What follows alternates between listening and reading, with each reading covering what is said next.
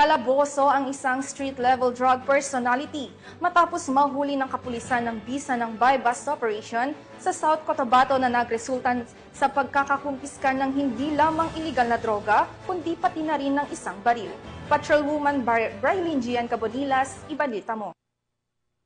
Ng mga otoridad ang iligal na droga at baril sa isang street-level individual sa isinagawang buy-bust operation sa Barangay GPS, Coronadal City, South Cotabato nito lamang ikawalo ng Hulyo 2025. Kinilala ni Police Lieutenant Colonel Peter L. Pinalgan Jr., hepe ng Coronadal City Police Station, ang suspect na si alias Bugoy, 30 taong gulang, isang vendor at residente ng poblasyon Tantangan, South Cotabato. Hanggang alas 9 ng gabi nang isinagawa ng mga tauhan ng Coronadal City Police Station kasama ang South Cotabato Provincial Police Drug Enforcement Unit at 1st South Cotabato Provincial Mobile Force Company ang buy-bust operation kung saan naaresto ang suspect.